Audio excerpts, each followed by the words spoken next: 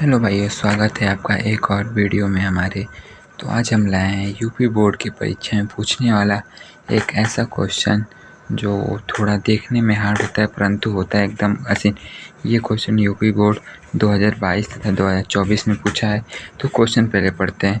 एक क्वेश्चन दिया है, जब सूर्य का उन्नयन कोण, इसका मतलब होता है फाई, जब सूर्य का उन्नयन कोण फाई से थीटा हो जाता है, मतलब सूर्य का जब उन्नयन कोण था तो वो पहले फाई था फिर थीटा हो जाता है, तो क्षैतिज तल में खड़े एक स्तंभ की छाया, जो क्षैतिज तल में एक स्तंभ खड़ी है, एक ए मीटर हो जाती है।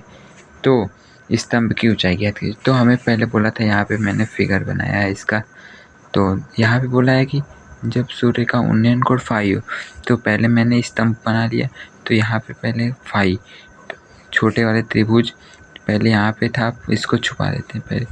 पहले बोला कि एक स्तंभ है जिसका कोण फाई है, अब फिर थोड़ी देर बाद वह थीटा हो जाता है। थीटा यहाँ पे हो गया, थीटा हो जाता है जिसमें ए मीटर की दूरी छाया की बढ़ जाती है। तो हमें स्तंभ की ऊंचाई बतानी है। तो यहाँ पे मैंने पहले माना स्तंभ की ऊंचाई एच मीटर, जैसा कि आप फिगर में देख सकते हैं। और संकेत में मैंने डाला है, सर्वप्रथम हम छोटे त्रिभुज ए बी सी में चलेंगे। तो हमारा छोटा त्रिभुज कौन सा है? ये ए बी और ये सी, पहले इसमें चलेंगे। तो हमें लंब और आधार में संबंध बताना है।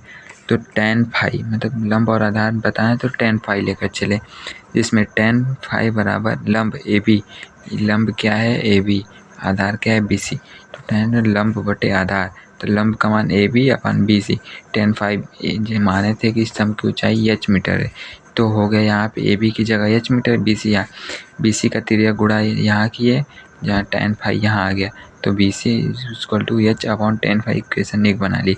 जिसके पश्चात हम त्रिभुज ए बी डी में चले। अब ए बी डी कौन सा त्रिभुज ए बी और ये डी में हम पुनः tan का ही सहारा लेंगे, क्योंकि हमें संबंध बताना, ऐसा संबंध बताना है जिससे ए बी और बी डी के बीच में कोई एक संबंध आ जाए। तो हमने tan लेके चला, tan A B upon B D.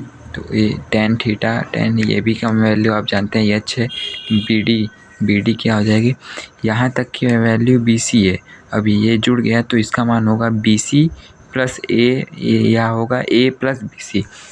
तो हमने यहाँ पे लिखा है ए प्लस बी सी, हमने त्रिज्या गुणा किया है। यदि मैं यहीं पर बी सी का मान चाहता तो रख देता, पर यहाँ पे कैलकुलेशन करने में थोड़ा बड़ा हो जाता, तो मैंने बी सी को यहाँ, ए प्लस बी सी को यहाँ ले गया, tan थीटा को एच के बटे में ले गया। यहाँ पे मैंने अब बी सी का मान जो बी सी का मान हम लोगों ने निकाला था एच अपॉन tan फाई, वहाँ पे मैंने इसको रख दिया। अब मैं ए को यहीं पे रहने दूंगा, एच अपॉन tan फाई को आर एच एस भेज दूंगा, या जैसे कि मैंने यहाँ पे किया है।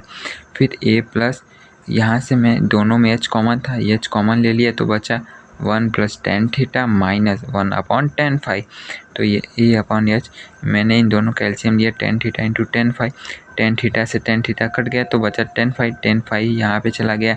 फिर इसके बाद tan फाई से tan फाई कट गया तो tan थीटा यहाँ पे चला गया। अब देखिए, अब मान लीजिए क्वेश्चन हमारा हो चुका है।